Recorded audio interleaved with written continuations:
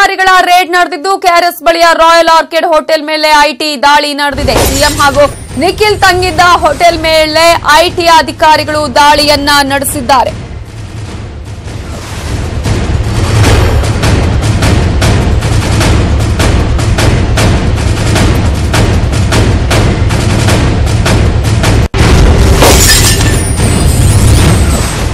ನಿಖಿಲ್ ಮೇಲೆ ದಾಳಿ ಆಗತ್ತೆ ಅನ್ನುವಂತಹ ಮಾತನ್ನ ಕೂಡ ಸಿಎಂ ಕುಮಾರಸ್ವಾಮಿ ಇವತ್ತು ಹೇಳಿದ್ರು. ಕಾರವಾರದಲ್ಲಿ ದಾಳಿಯ ಬಗ್ಗೆ ಮಾಹಿತಿಯನ್ನ ಕೊಟ್ಟಿದ್ದ ಸಿಎಂ ಆ ಹೇಳಿಕೆ ಕೊಟ್ಟಂತಹ ಕೆಲವೇ ಕ್ಷಣದ ಹಿಂದೆ, ಅಂದ್ರೆ ಈ ಒಂದು ದಾಳಿ ನಡೆಸಿದ ಕೆಲವೇ ನಿಮಿಷದ ಹಿಂದೆ ಸಿಎಂ ಈ ಒಂದು ಹೇಳಿಕೆಯನ್ನ ಕೂಡ ನೀಡಿದ್ರು. ಕಾರವಾರದಲ್ಲಿ ಕೆಲವೇ ಕ್ಷಣದ ಹಿಂದೆ ಮಾತನಾಡಿರುವುದೇ ವಿಚಾರಕ್ಕೆ ಸಂಬಂಧಪಟ್ಟಂತೆ ಸಿಎಂ ಕುಮಾರಸ್ವಾಮಿ ಪ್ರತಿದಿನ ಪ್ರಚಾರದ ಬಳಿಕ ನಿಖಿಲ್ ಉಳಿದುಕೊಳ್ಳೋದು ಇದೇ ಹೋಟೆಲ್ನಲ್ಲಿ ಅನ್ನುವಂತಹ ಮಾತನ್ನ ಕೂಡ ಹೇಳಿದ್ದಾರೆ. ಈಗಾಗಲೇ ಈ ಒಂದು ದಾಳಿಯ ಬಗ್ಗೆ ಕೂಡ ಸಿಎಂ ಕುಮಾರಸ್ವಾಮಿ ಮಾತನಾಡಿದ್ದಾರೆ. ಏನ್ ಹೇಳಿದ್ದಾರೆ ನೋಡೋಣ.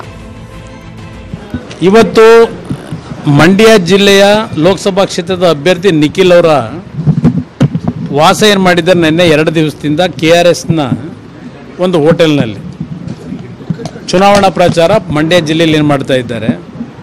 ಈಗ ಮಧ್ಯಾಹ್ನ ಅರ್ಧ ಗಂಟೆ ಹಿಂದೆ ಅವರು ಊಟಕ್ಕೆ ಹೋಗಿದ್ದಾರೆ ಪ್ರಚಾರ ಮುಗಿಸಿ. ಈಗಾಗಲೇ ಅವ್ರನ್ನ ರೈಡ್ ಮಾಡ್ತಕ್ಕಂಥದ್ದಕ್ಕೆ ಇನ್ಕಮ್ ಟ್ಯಾಕ್ಸ್ನವರು, ಚೀಫ್ ಎಲೆಕ್ಷನ್ ಕಮಿಷನ್ನಿಂದಲೋ ಎಲ್ಲೋ ಇವರೆಲ್ಲ ಏನು ಹೋಗಿದ್ದಾರೆ. ಏನು ಸಿಗ್ತದೆ ಇವರಿಗೆ? ಈ ರೀತಿ ಇಷ್ಟು ಕೀಳು ಮಟ್ಟದಲ್ಲಿ ರಾಜಕಾರಣ ಒಂದು ಕಡೆ ಮಾಡ್ತಕ್ಕಂಥದ್ದು. ಇಲ್ಲ ಎದುರಾಳಿ ಅಭ್ಯರ್ಥಿಗಳು ಇವತ್ತು ಎಷ್ಟರ ಮಟ್ಟಿಗೆ ದುಡ್ಡು ಹಂಚ್ತಾ ಇದ್ದಾರೆ, ಅವರ ಹಿಂದೆ ಯಾರೂ ಇಲ್ಲ, ಅವ್ರನ್ನ ಕೇಳೋರು ದಿಕ್ಕಿಲ್ಲ. ನೂರಾರು ವೆಹಿಕಲ್ಗಳು ಹಿಂದ್ಗಡೆ ಹೋಗ್ತವೆ, ಎಲ್ಲೆಲ್ಲಿಂದಲೂ ಹೊರಗಡೆ ಜನ ಕರ್ಕೊಂಬಂದು ಚುನಾವಣೆ ನಡೆಸ್ತಾ ಇದ್ದಾರೆ. ಇದರ ಬಗ್ಗೆ ಗಮನ ಕೊಡದೆ ಇವತ್ತು ನಮ್ಮ ಪಕ್ಷದ ಅಭ್ಯರ್ಥಿ ನನ್ನ ಮಗ ಅಂತ ಹೇಳೋದಲ್ಲ, ತಪಾಸಣೆ ಮಾಡ್ಕೊಳ್ಳಿ, ಆದರೆ ಇವರು ನಡ್ಕೊಳ್ತಕ್ಕಂಥ ರೀತಿಗಳಿದೆಯಲ್ಲ ಖಾಲಿ ಕೈಲಿ ಹೋಗ್ತಾರೆ. ಇದರ ಬಗ್ಗೆ ಡೀಟೇಲ್ಸ್ ಕೊಡೋದಕ್ಕೆ ನಮ್ಮ ರಿಪೋರ್ಟರ್ ರಾಘವೇಂದ್ರ ಗಂಜಾಮ್ ಈಗ ಫೋನ್ ಸಂಪರ್ಕದಲ್ಲಿದ್ದಾರೆ. ರಾಘವೇಂದ್ರ, ಈಗಾಗಲೇ ಐಟಿ ರೇಡ್ ಕೂಡ ನಡೆದಿದೆ ಹೋಟೆಲ್ ಮೇಲೆ. ಈಗಾಗಲೇ ಅಲ್ಲಿ ಇನ್ನೂ ಕೂಡ ದಾಳಿಯನ್ನು ಕಂಟಿನ್ಯೂ ಆಗಿದೆಯಾ? ಯಾವ ರೀತಿಗೆ ಪರಿಶೀಲನೆ ನಡೆಸಲಾಗ್ತಿದೆ? ಏನು ಶ್ರೀರಂಗಪಟ್ಟಣದ KRS ಒಂದು ಖಾಸಗಿ ರಾಯಲ್ ಹೋಟೆಲ್ ಏನಿದೆ, ಆ ರಾಯಲ್ ಆರ್ಕಿಡ್ ಹೋಟೆಲ್ ಮೇಲೆ ಇಂದು ಮಧ್ಯಾಹ್ನ ಐಟಿ ಅಧಿಕಾರಿಗಳು ದಾಳಿ ನಡೆಸುವಂಥದ್ದು. ಏನು ಕಳೆದ 1 ವಾರದಿಂದ ಸತತವಾಗಿ ಐಟಿ ಅಧಿಕಾರಿಗಳು ಎಲ್ಲಿ ತಮಗೆ ಅನುಮಾನ ಬರುತ್ತೆ ಆ ಒಂದು ಕೆಲವೊಂದು ಸ್ಥಳಗಳ ಮೇಲೆ ಒಂದು ಐಟಿ ದಾಳಿಯ ಮೂಲಕ ಸಾಕಷ್ಟು ಒಂದು ಐಟಿಯನ್ನು ಮೆಚ್ಚುವಂಥದ್ದು. ಯಾಕಂದ್ರೆ ಜಿಲ್ಲೆಯಲ್ಲಿ ಏನು ನಿಖಿಲ್ ಸ್ಪರ್ಧೆಯಿಂದಾಗಿ ಇದರಲ್ಲಿ ಸಾಕಷ್ಟು ಹಣಕಾಸಿನ ಒಂದು ವ್ಯವಹಾರ ನಡೆದಿದೆ ಅನ್ನೋ ಮಾಹಿತಿ ಮೇರೆಗೆ ಈಗ ಎಲ್ಲೆಲ್ಲಿ ಸಿಗುತ್ತೆ ಅವರು ರೈಡ್ ಮಾಡ್ತಾ ಇದ್ದಾರೆ. ಕಳೆದ ವಾರ ಸಚಿವ ಪುಟ್ಟರಾಜು ಸೇರಿದಂತೆ ಕಾಂಗ್ರೆಸ್ನ ಹಲವು ಮುಖಂಡರ ಮೇಲೆ ಕೂಡ ದಾಳಿ ನಡೆದಿತ್ತು. ನಿನ್ನೆ ಕೂಡ ಮಂಡ್ಯದ ಕಾಂಗ್ರೆಸ್ ಮುಖಂಡ ಆತ್ಮಾನಂದ ಅವರ ಮನೆ ಮೇಲೆ ಕೂಡ ಒಂದು ದಾಳಿ ನಡೆದಿತ್ತು. ಅಲ್ಲೂ ಕೂಡ ಅವರಿಗೆ 10 ಲಕ್ಷ ನಗದು ಕೂಡ ಸಿಕ್ಕಿತ್ತು. ಏನು ಈ ಖಾಸಗಿ ಹೋಟೆಲ್ ಇದೆ KRS ಅಲ್ಲಿ, ಈ ಹೋಟೆಲ್ ನಲ್ಲಿ ಕಳೆದ ವಾರ ಏನು ಸುಮಾರು ನಾಮಪತ್ರ ಸಲ್ಲಿಸುವ ಹಿಂದಿನ ದಿನದಿಂದ ಹಿಡಿದು ಸುಮಾರು 5 ರಿಂದ 6 ದಿನಗಳ ಕಾಲ ಸಿಎಂ ರವರು ಅದೇ ಹೋಟೆಲ್ ನಲ್ಲಿ ವಾಸ್ತವ್ಯ ಹೂಡಿದ್ರು ಅನ್ನೋ ಮಾಹಿತಿ ಮೇರೆಗೆ ಈಗ ಐಟಿ ಅಧಿಕಾರಿಗಳು ಒಂದು ದಾಳಿಯನ್ನು ನಡೆಸುವಂಥದ್ದು. ಹೋಟೆಲ್ ನಲ್ಲಿ ಕೆಲವೊಂದು ಅವರು ಉಳಿದುಕೊಂಡಿದ್ದ ಕೊಠಡಿ ಸೇರಿದಂತೆ ಹೋಟೆಲ್ ನ ತಪಾಸಣೆ ಮಾಡಿದ್ದಾರೆ. ಜೊತೆಗೆ ಅವರಿಗೆ ಕೆಲವೊಂದು ಮಹತ್ವದ ದಾಖಲೆಗಳನ್ನು ಕೂಡ ಪಡೆದುಕೊಂಡು ಹೋಗಿದ್ದಾರೆ ಅನ್ನೋ ಮಾಹಿತಿ ಕೂಡ ಲಭ್ಯ ಆಗ್ತಿದೆ. ಜೊತೆಗೆ ಈ ಹೋಟೆಲ್ ನಲ್ಲಿ ಯಾರ್ಯಾರು ಬಂದಿದ್ರು, ಎಲ್ಲ ಇದ್ರು ಎನ್ನುವ ಬಗ್ಗೆ ಕೂಡ ಹೋಟೆಲ್ ನಲ್ಲಿದ್ದ CCTV DCR ಅನ್ನು ಕೂಡ ಈಗ ವಶಕ್ಕೆ ಪಡೆದುಕೊಂಡು ಕೆಲವೊಂದು ಮಾಹಿತಿಯನ್ನು ಕೂಡ ಅಲ್ಲಿನ ಹೋಟೆಲ್ ಸಿಬ್ಬಂದಿಗಳನ್ನ ಪಡೆದುಕೊಂಡು ತೆರಳಿದ್ದಾರೆ ಅನ್ನೋ ಮಾಹಿತಿ ಕೂಡ ಲಭ್ಯ ಆಗಿರುವಂತದ್ದು. ನವಿತಾ, ಓಕೆ, ಈಗಾಗಲೇ ಒಂದು ರೀತಿಯಲ್ಲಿ ಕುಮಾರಸ್ವಾಮಿ ಅವರು ಕೂಡ ಹೇಳಿದ್ರು ಇದೇ ವಿಚಾರಕ್ಕೆ ಸಂಬಂಧಪಟ್ಟ ಹಾಗೆ ಅಂತ ಹೇಳಿ, ಹಾಗಾಗಿ ಮನೆ ಮೇಲೆ ದಾಳಿ ಆಗುತ್ತೆ ಅನ್ನುವಂತಹ ಸೂಚನೆಯನ್ನ ಕೂಡ ನೀಡಿದ್ರು. ಅದೇ ರೀತಿಯಾಗಿ ದಾಳಿ ಆಗಿದೆ ಅನ್ನುವ ರೀತಿಯಲ್ಲಿ ಕೂಡ ಮಾತನಾಡಿದ್ರು ಅಂತ. ಖಂಡಿತವಾಗಿಯೂ ನವಿತಾ, ಏನು ಐಟಿ ದಾಳಿ ವಿಚಾರ ಈಗ ಸಾಕಷ್ಟು ರಾಜ್ಯದಲ್ಲಿ ಸದ್ದು ಮಾಡುವಂಥದ್ದು. ಐಟಿ ದಾಳಿ ಏನು ಸಚಿವ ಪುಟ್ಟರಾಜು ಮನೆಯ ಮೇಲೆ ಆಯ್ತು, ಇದೇ ಹಿಂದಿನ ದಿನವೇ ಸಿಎಂ ರವರು ನಾಳೆ ಬೆಳಿಗ್ಗೆ 5 ಗಂಟೆಗೆ ಒಂದು ಐಟಿ ದಾಳಿ ಆಗುತ್ತೆ ರಾಜ್ಯದಲ್ಲಿ, ಜೊತೆಗೆ ಮಂಡ್ಯದಲ್ಲೂ ಕೂಡ ಆಗುತ್ತೆ ಅನ್ನೋ ಮಾತನಾಡಿದ್ದು. ಅದೇ ರೀತಿ ಕೂಡ ಐಟಿ ಅಧಿಕಾರಿಗಳು ಅಂದು ಮಧ್ಯರಾತ್ರಿ ಒಂದು ಕಾರ್ಯಾಚರಣೆಯನ್ನ ಮಾಡಿದ್ರು. ಕಾರ್ಯಾಚರಣೆಯಲ್ಲಿ ಮೊದಲು ಬೆಂಗಳೂರಿನಲ್ಲಿ ರೈಡ್ ಮಾಡಿದ್ರು, ನಂತರ ಮಂಡ್ಯದ ಸಚಿವ ಪುಟ್ಟರಾಜು ಅವರ ಸಂಬಂಧಿಕರ ಮನೆ ಹಾಗೂ ಮೈಸೂರಿನ ಮನೆಗಳ ಮೇಲೆ ದಾಳಿ ನಡೆದ್ರು. ಆದ್ರೆ 2 ದಿನಗಳಲ್ಲಿ ಏನು ಜಕ್ಕನಹಳ್ಳಿ ರವಿ ಅನ್ನೋ ಮನೆ ರೈಡ್ ಮಾಡಿದ್ರೆ, ನಿನ್ನೆ ಕಾಂಗ್ರೆಸ್ನ ಮುಖಂಡರಾದ ಆತ್ಮಾನಂದ ಮನೆ ಮೇಲೆ ರೈಡ್ ಮಾಡಿದ್ರು. ಹೀಗೆ ಒಂದಲ್ಲ ಒಂದು ಕಾರಣದಿಂದ ಏನು ಚುನಾವಣೆ ಘೋಷಣೆ ಆದ ಬಳಿಕ ಈಗ ಜಿಲ್ಲೆಯಲ್ಲಿ ಸಾಕಷ್ಟು ಐಟಿ ಅಧಿಕಾರಿಗಳು ಕಾರ್ಯೋನ್ಮುಖರಾಗಿ ಒಂದು ದಾಳಿಯನ್ನು ನಡೆಸ್ತಾ ಇದ್ದಾರೆ. ಈ ರೀತಿಯಾಗಿ ಎಲ್ಲೊಂದು ಕಡೆ ನೋಡ್ತಿದ್ರೆ ಮಂಡ್ಯ ಜಿಲ್ಲೆಯಲ್ಲಿ ಸಿಎಂ ಪುತ್ರ ಸ್ಪರ್ಧೆಯಿಂದ ಮಂಡ್ಯ ಜಿಲ್ಲೆಯಲ್ಲಿ ಸಾಕಷ್ಟು ಹಣಕಾಸಿನ ವ್ಯವಹಾರಗಳು ಓಡಾಡಿರ್ಬೋದು. ಬೇನಾಮಿ ಹೆಸರಲ್ಲಿ ಈ ರೀತಿ ಹಣಕಾಸಿನ ವ್ಯವಹಾರಗಳು ಓಡಾಡಿದ ಸಂಖ್ಯೆಯ ಮೇಲೆ ಈಗ ಐಟಿ ಅಧಿಕಾರಿಗಳು ದಾಳಿ ನಡೆಸುವಂತ ಮಾಹಿತಿಗಳು ಕೂಡ ಲಭ್ಯ ಆಗಿತ್ತು.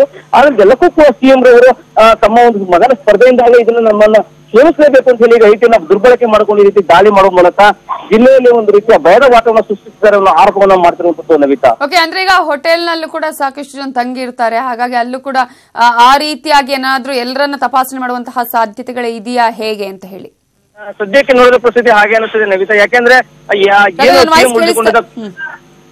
ಸಿಎಂ ಉಳಿದುಕೊಂಡಿದ್ದ ಏನು ಕೊಠಡಿ ಇತ್ತು, ಆ ಕೊಠಡಿ ನಿಜಕ್ಕೂ ಕೂಡ 2-3 ದಿನಗಳ ಕಾಲ ಯಾರಿಗೂ ಕೂಡ ಮಾಧ್ಯಮದವರು ಸೇರಿದಂತೆ ಅವರಿಗೆ ಆಪ್ತರಿಗಷ್ಟೇ ಒಂದು ಪ್ರವೇಶ ಇತ್ತು. ಹಾಗಾಗಿನೇ ಆ ದಿನಗಳಲ್ಲಿ ಏನೆಲ್ಲ ನಡೆದಿದೆ ಅನ್ನೋದ್ರ ಬಗ್ಗೆ ಕೂಡ ಈಗ ಮಾಹಿತಿ ತಿಳ್ಕೊಳ್ಳಿಕ್ಕೆ ಈಗ ಅಲ್ಲಿ ಸಿಬ್ಬಂದಿಗಳನ್ನ ವಿಚಾರಣೆಗೊಳಪಡಿಸಿದ್ರೆ, ಜೊತೆಗೆ ಅಲ್ಲಿ ಸಿಎಂ ಉಳಿಕೊಂಡಿದ್ರೆ ಯಾರೆಲ್ಲ ಬಂದಿದ್ರು, ಏನೆಲ್ಲ ಭೇಟಿ ಮಾಡಿದ್ರು ಅನ್ನೋ ಬಗ್ಗೆ ಕೂಡ ಮಾಹಿತಿಗಾಗಿ ಈಗ ಸಿಸಿಟಿವಿನ ವಶಕ್ಕೆ ಪಡೆದುಕೊಂಡಿರುವ ಮಾಹಿತಿಗಳು ಲಭ್ಯ ಆಗ್ತದೆ ನವಿತಾ.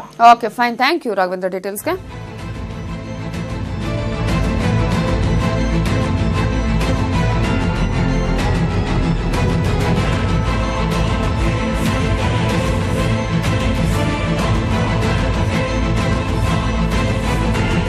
ಈಗಾಗಲೇ ಮಂಡ್ಯದಲ್ಲಿ ಮತ್ತೆ ಐಟಿ ಅಧಿಕಾರಿಗಳು ರೇಡ್ ಅನ್ನು ನಡೆಸಿದ್ದಾರೆ. ಕೆಆರ್ಎಸ್ ಬಳಿಯ ರಾಯಲ್ ಆರ್ಕಿಡ್ ಹೋಟೆಲ್ ಮೇಲೆ ಐಟಿ ದಾಳಿ ನಡೆದಿದ್ದು, ಸಿಎಂ ಹಾಗೆಯೇ ನಿಖಿಲ್ ತಂಗಿದ್ದಂತಹ ಹೋಟೆಲ್ ಮೇಲೆ ದಾಳಿಯನ್ನ ನಡೆಸಲಾಗಿದೆ.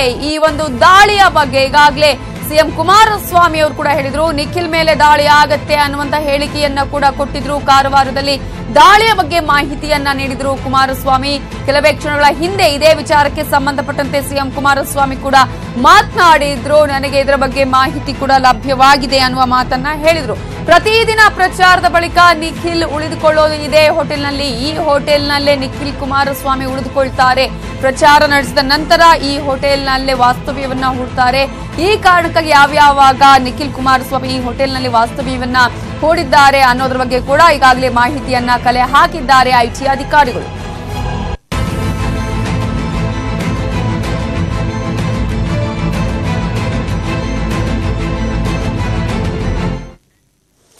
ಡಾಕ್ಟರ್ ರಾಜ್ ಬಂದಿರಲಿಲ್ಲ, ನಾನು ಡಾಕ್ಟರ್ ರಾಜ್ಕುಮಾರ್ ಅನ್ನ ರಾಜಕೀಯಕ್ಕೆ ಕರೆದಿದ್ದೆ. ಇಂದಿರಾ ಗಾಂಧಿ ಸೋಲಿಸಲು ನಾನು ಅವರನ್ನ ಕೇಳಿಕೊಂಡಿದ್ದೆ. ರಾಜ್ ರಾಜಕೀಯಕ್ಕೆ ಬರಲ್ಲ ಅಂತ ಹೇಳಿದ್ರು ಆ ಸಂದರ್ಭದಲ್ಲಿ ಅನ್ನುವಂತಹ ಹೇಳಿಕೆಯನ್ನ ಕೊಟ್ಟಿದ್ದಾರೆ ಮಾಜಿ ಪ್ರಧಾನಿಗಳಾಗಿರುವಂತಹ ದೇವೇಗೌಡ ಅವರು.